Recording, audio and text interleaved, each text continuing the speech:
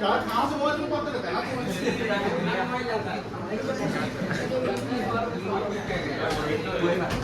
बुआ, ये बुआ, अभी हम बोले हैं, प्लीज ध्यान सुनिएगा। अब एक चीज बोल दे रहे हैं, शांति बनाए रखिएगा, थ्योरी पे पढ़े, कंसंट्रेशन जरूरी है। हमने बोला कि मनी आसान चैप्टर है, इतना भी आसान नहीं है। बाद में ये कोई बात नहीं करेगा। अब हम सबसे सवाल कर लेंगे पिछले चैप्टर का जितना पढ़ाए हैं, और नहीं बताया तो समझ लेना, वहां डंडा मोटा रखा हुआ देख लो, लकड़ी वाला।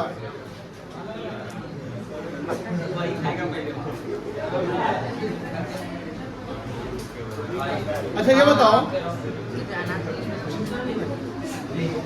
याद याद है ना,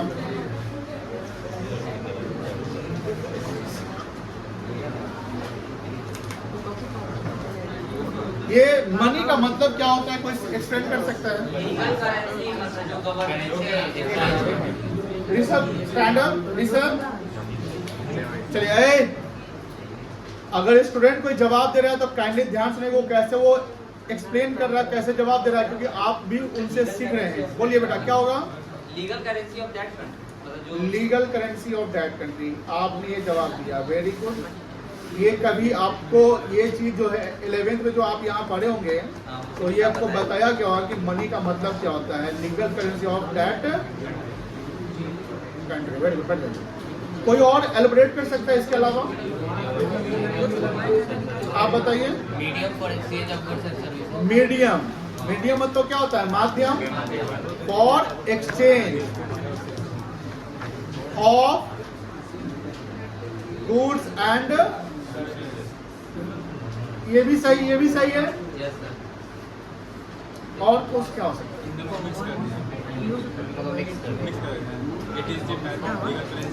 यहाँ ध्यान रखिएगा, जो ये वर्ड बच्चा यूज किया लीगल करेंसी, जैसे हर कंट्री का अपना एक लीगल करेंसी होता है, और वो लीगल करेंसी सिर्फ उसी कंट्री में वैलिड या ऑथराइज होता है, और कहीं ना कहीं हर पीपल को उस कंट्री का क्या है, बाउंडेशन होता है कि वो कंट्री करेंसी क्या करना है, एक्सेप्ट करना है। जैसे लीगल करेंसी की बात करते हैं तो इंडिया के लिए लीगल करेंसी यानी इंडिया के लिए मनी क्या कहलाएगा? लीगल करेंसी रुपीज कहलाएगा। INR, INR का फुल फॉर्म जानते हैं? इंडियन नेशनल रुपीज, पता है आप लोगों को? कहीं ना कहीं अगर हमारे पास मनी है तो उस मनी से हम क्या कर सकते हैं? मीडियम, मनी मेरा क्या है? मीडियम है ऑफ एक्सचेंज करने का। किस चीज का? Goods and service.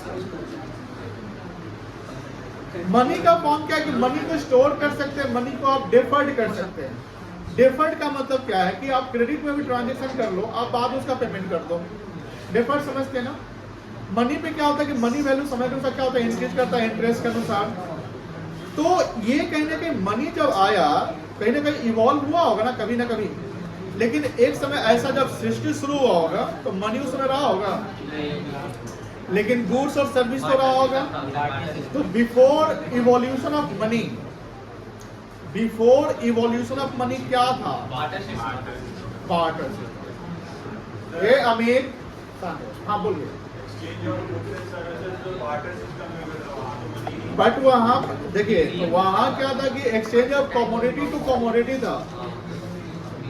अब सपोज करिए कि आपको और हमसे बार्टर सिस्टम आप करना है, तो आपके पास जो चीज होगा, हमको जो जरूरत है और हमें आपसे लेना है, तो पहले वो सामान आपके पास होना चाहिए ना। सपोज करिए कि वो सामान आपके पास है, लेकिन मान लेते हैं कि आपको भी तो हमसे एक्सचेंज करना पड़ेगा, हमको भी कुछ सामान देना पड़ेगा, और हमारे पास कोई सामान ही नहीं है, तो क्या एक्सचेंज होगा? This is the limitation of barter. ये क्या है ना, बार्टर का सबसे ड्रॉबैक क्या है? Double coincidence of wants. ये डबल कोइंसिडेंस वांट्स का मतलब क्या होता है? उमंग बताओ, उमंग बताएगा। हाँ बोला। हाँ मतलब क्या होता है डबल कोइंसिडेंस ऑफ वांट्स? हाँ, जो उसको चाहिए वो आपके पास, ये कोइंसिडेंस ही ना होगा। और इसमें क्या है कि अगर मान लीजिए कोइंसिडेंस हो भी जाता है, फिर वो स्टोर करने का चक्कर हो जाएगा। तो बार्टर सिस्टम कहीं ना कहीं बहुत बड़ा प्रॉब्लम था इकोनॉमी के लिए। इकोनॉमी का ग्रोथ उसमें नहीं था, क्योंकि उसमें क्या है कि भैया सामान के बदले सामान, तो नेसेसिटीज का ही बार्टर हो जाएगा जनरली, लग्जरी का नहीं। लेकिन मनी क्या है, जब मनी का इवोल्यूशन हुआ तब मनी को किया गया कि हर कंट्री का अपना एक लीगल करेंसी होगा, मनी एक मीडियम ऑफ एक्सचेंज होगा, जहां उस मनी से हम एक्सचेंज करेंगे क्या, गुड्स एंड सर्विसेज। अब बात होती है कि सर मनी के फॉर्म्स की बात करते हैं, फॉर्म्स ऑफ मनी। एक जो मनी होता है जिसको बोलते हैं फिएट मनी, क्या बोलते हैं, फिएट,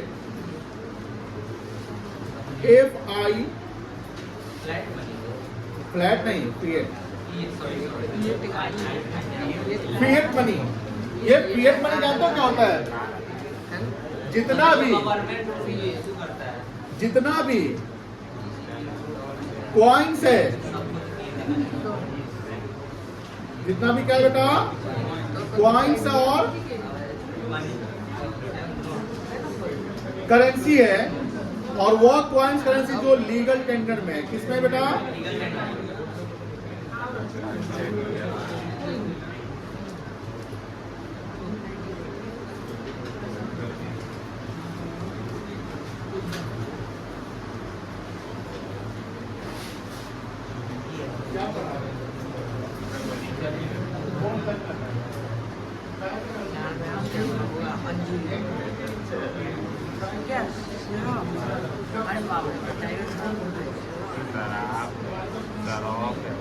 शराब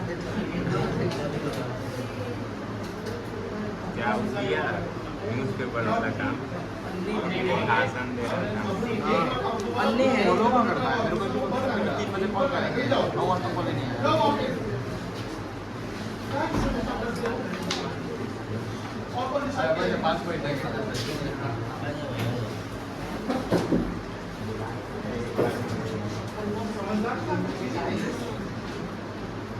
पीछे तो बैठ जाता है।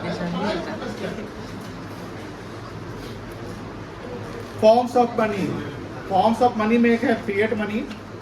फिएट मनी में क्या आता है, कॉइन्स एंड करेंसी जो लीगल टेंडर हो उस कंट्री का, यानी वो फिएट मनी जो ऑथोरिटी गवर्नमेंट ऑफ इंडिया देती है कि ये लीगली एक्सेप्टेबल होगा, और जो कोई भी बिजनेसमैन, कोई भी पर्सन वो लीगली बाउंड है वो एक्सेप्ट करने के लिए पूरे भारत में, ठीक है ना। जैसे इंडिया का INR, तो रुपया जो है, जैसे कॉइन्स, जैसे 10 रुपए का सिक्का, 5 रुपए का जो भी सिक्का है, वो क्या कहलाएगा, फिएट मनी कहलाएगा।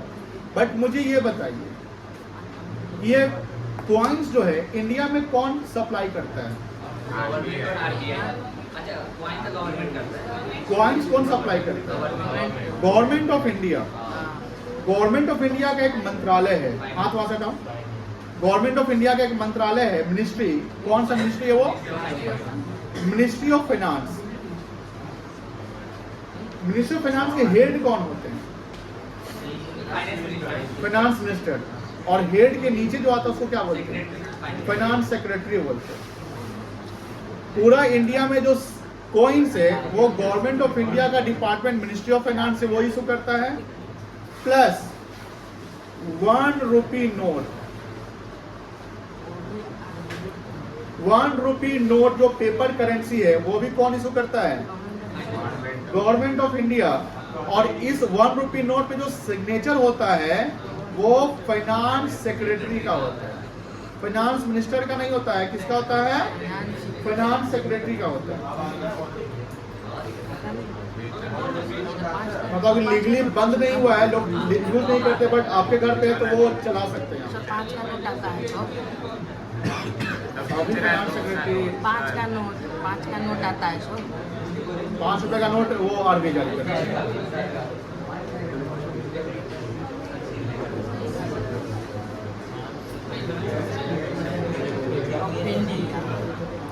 श्री अजय सेठ, कौन है, अजय सेठ, ठीक है, लिख लो, तो पूछा, लिख लो बेटा, लिखो, चलो अजय सेठ। अब यहाँ ध्यान रखिएगा कि 1 रुपए के नोट के अलावा इंडिया में जो भी और करेंसी है, पेपर करेंसी, वो कौन सप्लाई करता है, RBI सप्लाई करता है। अब इस करेंसी पे सिग्नेचर किसका होता है, गवर्नर का होता है ना। Who is the governor of RBI right now? Very good. अभी गवर्नर कौन है? संजय. इससे पहले कौन था? शक्तिकांत दास. Very good. तो गवर्नर ऑफ आरबीआई जो है वो समझ लो कि जैसे आरबीआई क्या है, एक स्टेचुटरी बॉडी है जो पार्लियामेंट के द्वारा वो सेटअप किया गया है. और कोई बता सकता है आरबीआई एक्ट कब आया? 1934 में आया था. और इस सेटअप कब हुआ, ये ऑपरेशन में कब आया? 1/4/1935. तो इंडिया में. और आरबीआई जो है एक पॉलिसी लाती है इकोनॉमी को मेंटेन करने के लिए. बता सकते हो पॉलिसी क्या कहलाते हैं? नो. आरबीआई की जो पॉलिसी है उसको बोलते हैं मॉनेटरी पॉलिसी. क्या बोलते हैं? आगे का चैप्टर हमारा बैंकिंग होने वाला है, ठीक है, मनी एंड बैंकिंग. तो मॉनेटरी पॉलिसी जो आरबीआई लाती है हर 2 महीने पे एक बार आता है, मतलब साल में 6 बार आएगा. और इसमें आरबीआई कोशिश करती है repo rate, reverse repo rate, यानी जो इंटरेस्ट रेट होते हैं, यानी मनी के फॉर्म से जो रेट है कम करना, ज्यादा करना, यानी इन्फ्लेशन और डिफ्लेशन को कंट्रोल करने का काम होता है. यहां पर ध्यान रखिएगा, 2 ऑर्गेनाइजेशन हमने आरबीआई और गवर्नमेंट ऑफ इंडिया को बता दिया कि ये दोनों ऑर्गेनाइजेशन जो है इंडिया में मनी सप्लाई करते हैं. मनी सप्लाई का मतलब ये मनी सप्लायर है, इनके पास अपना मनी नहीं है. गवर्नमेंट के पास और आरबीआई के पास अपना मनी नहीं है. They are money supplier. समझ गए? एक और मनी सप्लायर इंडिया में है, उसके अलावा कौन है? Commercial bank. जैसे आप देखते होंगे कि कॉमर्शियल बैंक के थ्रू भी क्या होता है, जैसे चेक वगैरह इशू होता है, याद है? चेक का जो डिस्ट्रीब्यूशन बैंक टू बैंक होता है. उसके अलावा देखेंगे एफडीआर होता है. एफडीआर समझते हैं? 11th में बैंक पढ़ाए होंगे, तो एफडीआर बताए होंगे. Fixed deposit receipt. नहीं, रिकरिंग अलग होता है बेटा. तो जो बैंक के फॉर्म के हमारे पास जो बैंक का पेपर है उसके थ्रू हम पैसा बैंक से ले सकते हैं. तो ध्यान रखिएगा, बैंक के पास भी अपना मनी नहीं होता है. बैंक के पास जो पैसा होता है वो लोगों के द्वारा जमा किया गया पैसा होता है. That is called the demand deposit. Why demand deposit? Because when the people deposit the money into the bank, he can demand the money from the bank at any time. जब आपका पैसा बैंक में जमा होगा तो वो deposit है, तो वो डिपॉजिट डिमांड डिपॉजिट कहलाएगा, जो क्योंकि पैसा वो कभी भी आप निकाल सकते हो. बट ये ध्यान रखिएगा, डिमांड डिपॉजिट पैसा कौन सा होगा? जो आपका सेविंग अकाउंट में है, करेंट अकाउंट में है, या किसी का लोन है, जो लोन आपने सैंक्शन करवा लिया तो वो भी पैसा आप निकाल सकते हैं. निकाला तो कैश नहीं, किसी को आप चेक इशू कर सकते हैं. बट ध्यान रखिएगा, एफडीआर जो होता है ना, FDR is not the part of demand deposit. Because जब एफडीआर कर लिए, जैसे मान लो कि आज हमने एक एफडी कर लिया 10 साल का, मैक्सिमम कितने साल का होता है? 10 साल का. एफडी पे इंटरेस्ट सेविंग से ज्यादा मिलता है. तो हमने 10 साल का अगर एफडी कर लिया तो एनी टाइम कभी भी उस एफडी का पैसा हम कभी भी जाकर ले लेंगे उसमें से? नहीं. उसको आप अगर तोड़ना चाहते हो टूट जाएगा, लेकिन बार बार आप निकालने जाओगे, जमा करने, वो नहीं हो सकता है. बट सेविंग में क्या है, आज निकाले कल. जैसे आप यूपीआई करते हो तो पैसा कहां से कटता है? किस अकाउंट से कटता है? सेविंग से कटता है. एफडी अकाउंट थोड़ी लिंक होता है यूपीआई में, नहीं ना होता है. तो यहां ध्यान रखिएगा बेटा, RBI, commercial bank and ministry of finance, that is government of India, they 3 are the money supplier. They 3 are the money supplier. इनके पास अपना मनी नहीं होता है.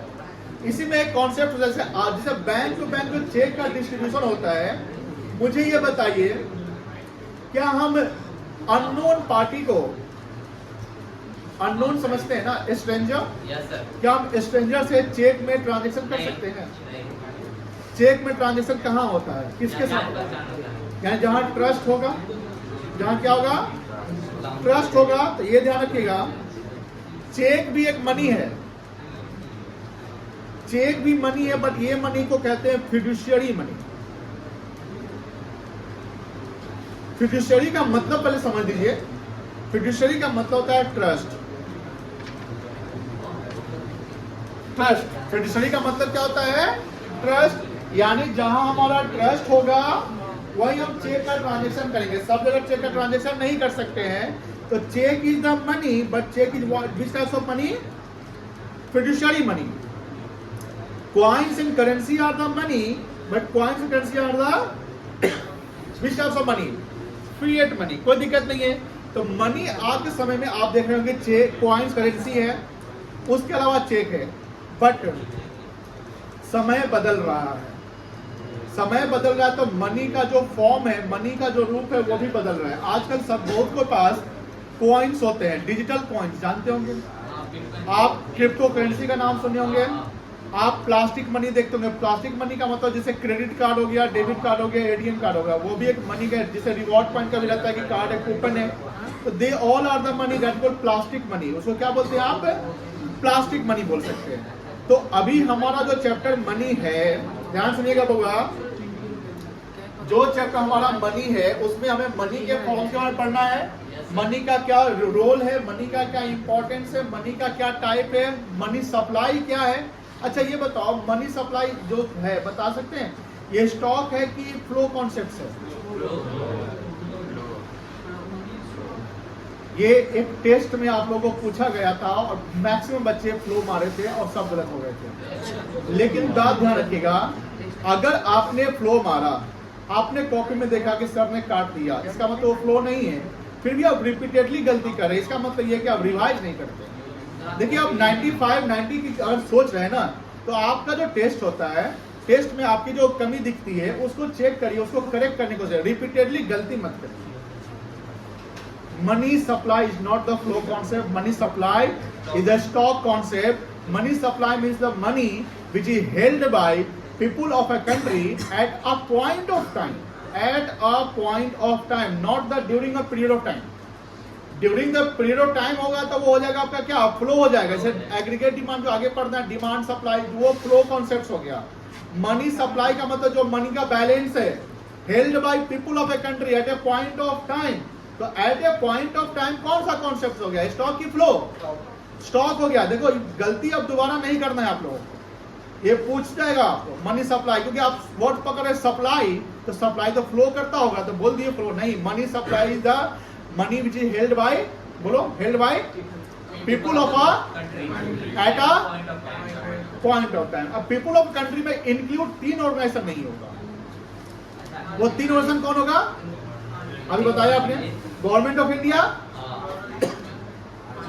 RBI, commercial bank, they all are the money supplier। ये सब कौन है? Money supplier. मनी का जो हमको पढ़ना है टाइप्स, उसमें M1, M2, M3, M4 पढ़ना है। मतलब ये 4 मनी के टाइप्स होते हैं, बट हम लोग को चारों नहीं पढ़ना है। सीबीएसई 12th के लिए हमको M1 पढ़ना है। क्या पढ़ना है? M1 पढ़ना है। यहाँ तो कोई दिक्कत नहीं है, क्लियर है?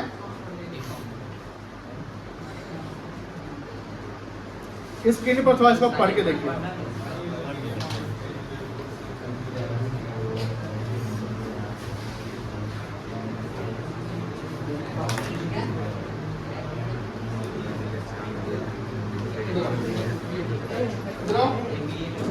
क्या कर रहा है?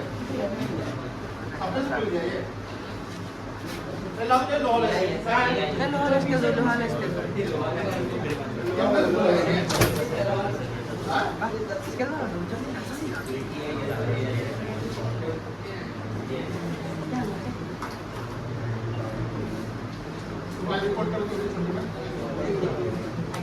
बोल के मेरे लिए गलत इम्पैक्ट पड़ता है। वहां से निकल, निकल वहां से।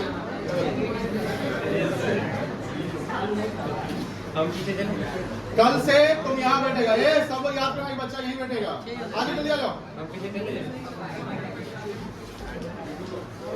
ये पढ़ रही है आप लोग, आगे पढ़िए तो बेटा।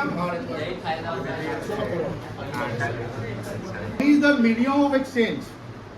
Money is the what? Medium of exchange.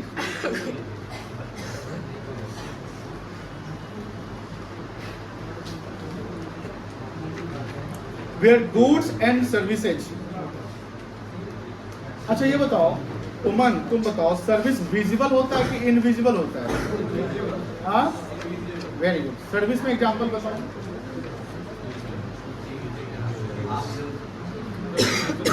Ashutosh आप बताइए 4 फैक्टर सर्विस क्या क्या है? रे 4 फैक्टर सर्विस पूछे।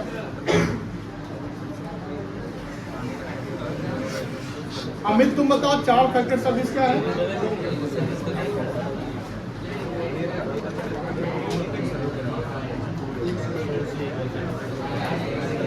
अनुष्का 4 फैक्टर सर्विस क्या है?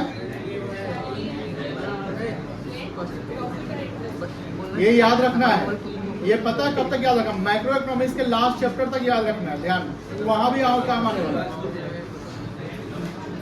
क्या क्या है 4 फैक्टर सर्विस बेटा? Salary, wages, rent, interest and profit. तो ध्यान रखना, सर्विस 2 प्रकार है।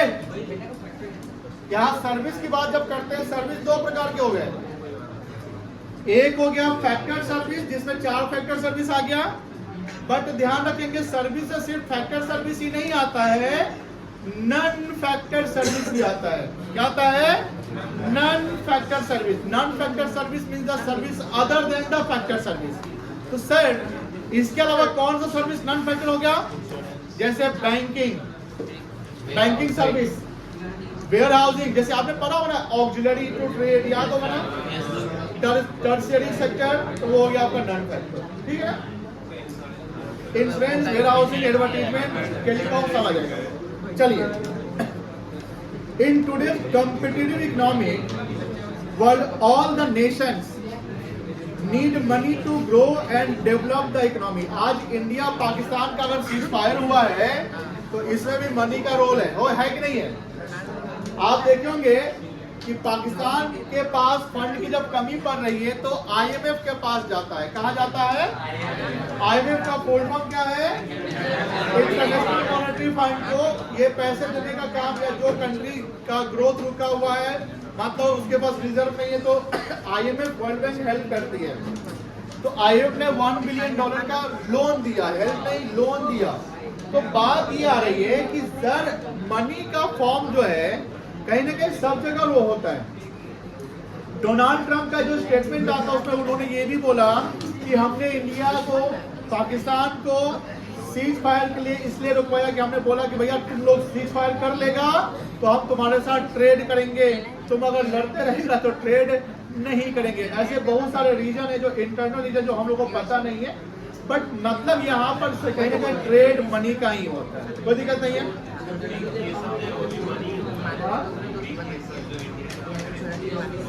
ब्रिक करेंसी अभी नहीं हुआ नहीं। अच्छा ये बताओ डॉलर मनी है इंडिया के लिए? इंडिया के लिए डॉलर मनी नहीं है। वो डॉलर किस कंट्री के लिए मनी हो जाएगा? रूबल किस कंट्री के लिए होगा? रूबल रशिया के लिए। तो मतलब हर कंट्री का अपना मनी होता है। Money means the legal currency of that country where government authorize the currency within the economic territory of a country. तो मनी का एक लीगल टेंडर है जो ऑथराइज करती है गवर्नमेंट, भैया with in the economic territory में आप उसको सर्कुलेट कर सकते हैं। लेकिन ये ध्यान रखिएगा,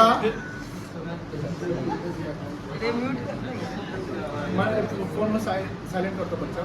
किसका फोन साइलेंट करो? किसी का फोन अगर क्या बोलते हो रिंगटोन में तो उसको साइलेंट कर लो। डिस्टर्ब करता है। अच्छा ये बताओ बउआ, इकोनॉमिक टेरिटरी समझ गए? अच्छा ये जो पुराना नोट जो बंद हो गया, क्या वो मनी कहलाएगा? Money only in circulation is called money. ठीक है ना? चलो ये एग्जांपल समझ लिए हो? एग्जांपल समझ गए हो? Before evolution of money. Evolution of money का मतलब क्या होता है? There was a barter system. कौन सा सिस्टम था? Where commodity are exchange with the another commodity, जिसको बोलते हैं सी टू सी। सी टू मतलब नहीं, commodity to commodity. C to C क्या हो गया आपका? कमोडिटी टू लिख लो नहीं, यहाँ नहीं, यहाँ बाद में कंज्यूमर में नहीं, कमोडिटी को यानी एक कमोडिटी से दूसरा कमोडिटी में। नहीं बोल रहे नहीं उसको क्या बोलते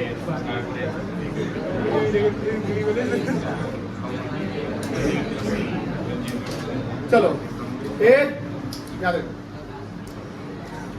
जब हम फॉर्म्स ऑफ मनी की बात करते हैं तो अभी हमने डिस्कस किया फिएट मनी और फिडुशियरी मनी। मुझे बताओ कॉइन्स कौन सा मनी कहलाएगा?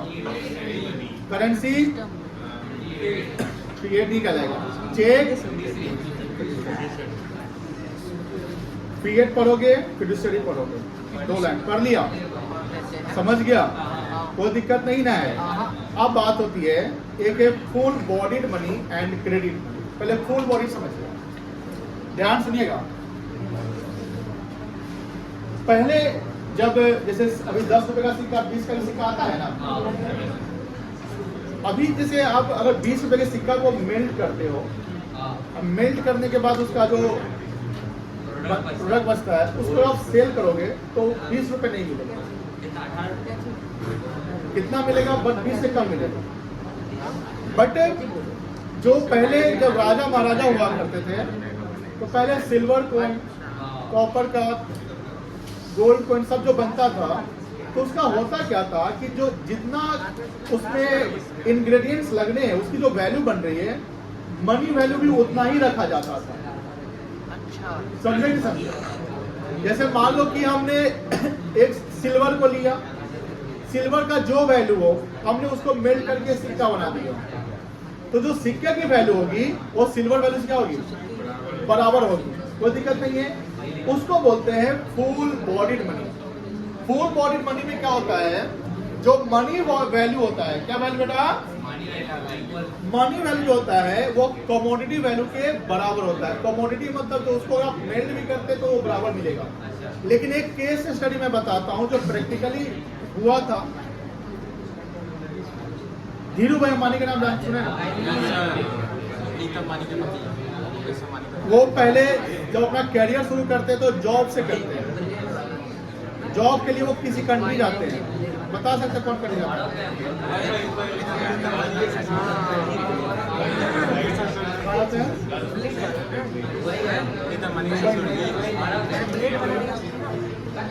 कटर जाते हैं, कटर।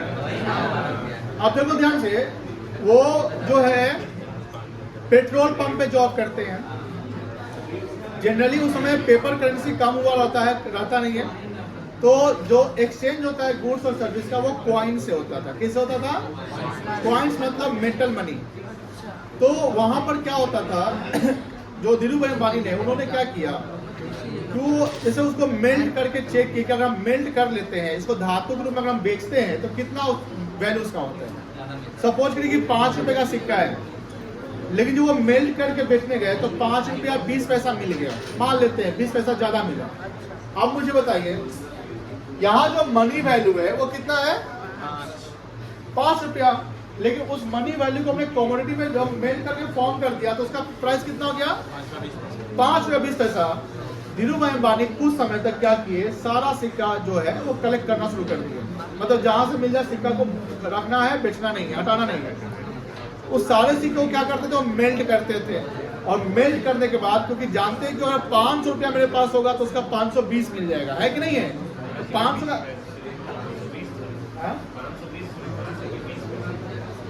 5 रुपए का 5 रुपया 20 पैसा मिलेगा ना, तो 500 का कितना मिलेगा? 520 मिल जाएगा। 5000 का 5200 मिल जाएगा, बस ना। तो ये मिलेगा तो कहीं ना कि उनको मनी ज्यादा होने लगा। फिर उनका जो माइंड था थोड़ा ज्यादा तेज था। जानते होंगे कि अभी इतना बड़ा इंपायर उन्हीं के द्वारा क्रिएट किया गया हुआ। तो उस समय ध्यान रखिएगा जो तो उससे पता हो जो मनी सप्लायर होगा, जो सिक्का सप्लाई करता होगा, उसको लॉस होगा कि फायदा होगा? एकदम लॉस होगा कि हम 5 रुपया का जो चीज बना रहे हैं उसमें कॉस्ट 5 रुपया 20 पैसा पड़ रहा है। तो ये ध्यान रखना है कि जब सिक्का बनता है तो सिक्के का जो वैल्यू होना चाहिए उसका कॉस्ट एकदम कम होना चाहिए। मतलब अगर 20 रुपए का सिक्का है अभी राइट नाउ, तो 20 को बनाने में भारत सरकार को पैसा लगा ना बहुत सारे, लेकिन कितना लगना चाहिए? 20 या उससे कम, ज्यादा कम लगना चाहिए, तभी तो सरकार को फायदा होगा। तो वहां पर कहीं ना कहीं देखा गया कि सरकार जब इसको पता चला कि मेरा जो कमोडिटी वैल्यू है वो ज्यादा पड़ रहा है, मनी वैल्यू क्या वो कम हो रहा है, तो उन्होंने ठीक किया। तो यहां पर देखो ध्यान से, एक है तुमको करने क्या लगता है यार, एक है आपका फुल बॉडी मनी। तो फुल बॉडी मनी का मतलब क्या होता है, जहां पर मनी वैल्यू इक्वल टू क्या होगा, कमोडिटी वैल्यू। कमोडिटी मतलब जो उसकी जो कमोडिटी बन जाती है। एक होता है क्रेडिट मनी। क्रेडिट मनी का मतलब क्या होता है,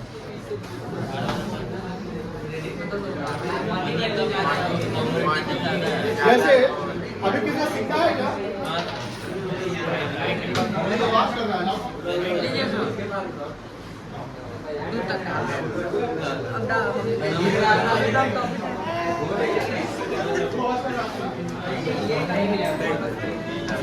चल लीजिए